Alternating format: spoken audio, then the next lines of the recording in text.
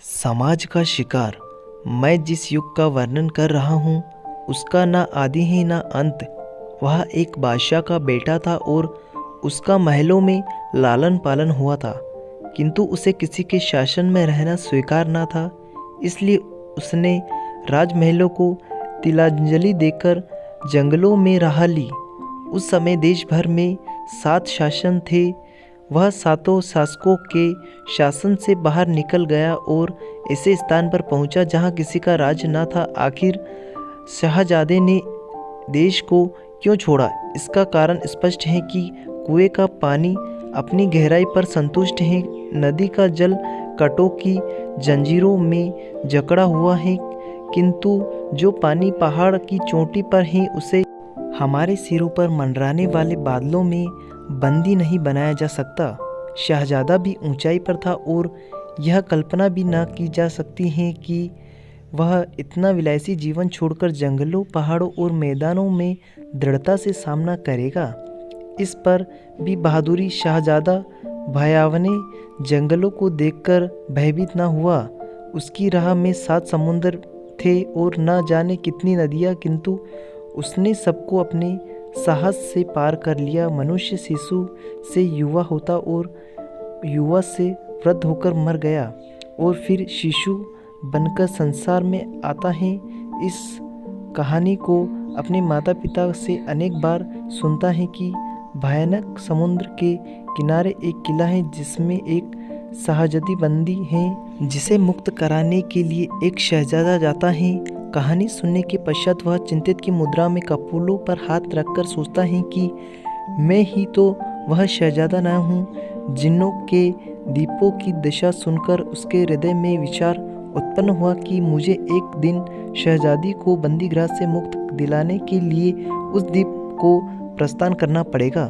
संसार वाले मान सम्मान चाहते हैं, धन ऐश्वर्य के इच्छुक रहते हैं, प्रसिद्धि के लिए मरते हैं, भोग विलास की खोज में लगे रहते हैं, किंतु स्वाभिमानी शहजादा सुख चैन का जीवन छोड़कर अभागी शहजादी को जिन्नों के भयानक बंदीगृह से मुक्ति दिलाने के लिए भयानक द्वीप का पर्यटन करता है। भयानक तूफानी सागर के सम्मुख शहजादे ने अपने थके हुए घोड़े को रोका, किंतु पृथ्वी पर उतारना था कि सहसा दृश्य बदल गया और शहजादे ने आश्चर्यचकित दृष्टि से देखा कि सामने एक बहुत बड़ा नगर बसा हुआ है। ट्रम चल रही हैं, मोटरें दौड़ रही हैं, दुकानों के सामने खरीदारों की और दफ्तरों के सामने क्लर्कों की भीड़ है। फैशन के मतवाले चमकीले वस्त्रों से सुसज्जित चारों ओर घूम फिर रहे हैं। शहजादे की यह दशा कि पुराने कुर्ते में बटन भी न लगे हुए हैं, वस्त्र मेले, जूते फट रहे। हर एक व्यक्ति उसे घृणा की दृष्टि से देख रहा, किंतु उसे चिंता नहीं। उसके सामने एक उद्देश्य है और वह अपनी धुन में मग्न है। अब वह नहीं जानता कि शहजादी कहाँ है। वह एक अभागे पिता की अभागी बेटी धर्म है। ठेकेदार ने उसे समाज की मोटी जंजीरों में जकड़कर छोटे अंधेरे कोठरी के द्वीप में बंदी बना दिया है। चारों ओर पुराने रीति रिवाज और रूढ़ियों के समुद्र घेरा डाले हुए हैं, क्योंकि उसका पिता निर्धन था और वह अपने होने वाले दामाद को लड़की के साथ अमूल्य धन संपत्ति न दे सकता। इसलिए किसी सज्जन खानदान का कोई शिक्षित युवक उसके साथ विवाह करने पर सहमत न होता था। लड़की की आयु अधिक हो गई। वह रात दिन देवताओं की पूजा अर्चना में लीन रहती थी। उसके पिता का स्वर्गवास हो गया और वह अपने चाचा के पास चली गई। चाचा के पास नकद रुपया भी था और काफ़ी मकान भी।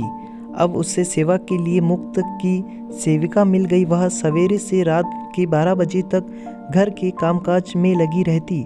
बिगड़ी दशा का शहजादा उस लड़की के पड़ोस में रहने लगा। दोनों ने एक दूसरे को देखा। प्रेम की जंजीरों ने उसके हृदय से विवाह कर दिया। लड़की जो अब तक पैरों से कुचली हुई कोमल कली की भांति, उसने प्रथम बार संतोष और शांति के सांस लिया।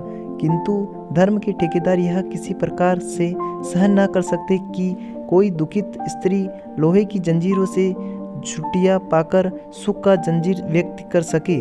उसका विवाह क्या हुआ? प्रचल्य उपस्थित हो गया। प्रत्येक दिशा में शोर मचा कि धर्म संकट में है, धर्म संकट में है। चाचा ने मूंछों पर ताव देते हुए कहा, चाहे मेरी संपूर्ण संपत्ति नष्ट हो क्यों ना हो जाए, अपने कुल की रीति रिवाजों की रक्षा करूंगा। बिरादरी वाले कहने लगे, एक समाज की सुरक्षा हेतु लाखों रुपए बलिदान कर देंगे। और एक धर्म के पुजारी सेठ ने कहा, भाई कलयुग है कलयुग, यदि हम अलेच रहे हैं धर्म विलय हो जाए। आप सब अनुभाव रुपए पैसा की चिंता ना करें। यदि यह मेरा महान कोश धर्म के काम न आया तो किस काम आएगा। तुम तुरंत इस पापी चंडाल के विरुद्ध अभियान करो। अभियोगी न्यायालय में उपस्थित हुआ। अभियोगी की ओर से बड़े बड़े वकील और गाउन फड़काते हुए न्यायालय पहुँचे। अभिभागी लड़की के विवाह के लिए तो कोई एक पैसा भी खर्च करना ना चाहता था, किंतु उसे और उसके पति को जेल भिजवाने के लिए रुपयों की थैलियाँ खुल गई। नौजवान अपराधी के चकित नेत्रों से देखा। विधान की किताबों चाटने वाले दिन को रात और रात को दिन कर रहे थे।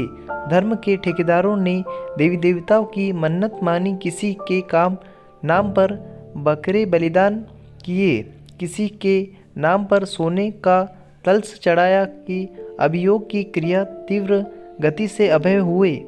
बिगड़ी हुई दशा वाले शहजादे की ओर से ना कोई रुपया व्यवहार करने वाला था, ना कोई पक्ष समर्थन देने वाला था। न्यायाधीश ने उसे कठिन प्रवास की दृढ़ दिया। मंदिरों के प्रस्थान से घंटे घड़ियाँ बजाए गए, संपूर्ण शक्ति से शंख बजाए गए और देवी देवताओं के नाम पर बलि दी गई। पुजारियों और महंतों की बन आई। सब आदमी खुशी से परस्पर धन्यवाद और साधुवाद देकर कहते लगे, भाइयों यह समय कलयुग का है, परंतु ईश्वर की कृपा से धर्म अभी जीवित है।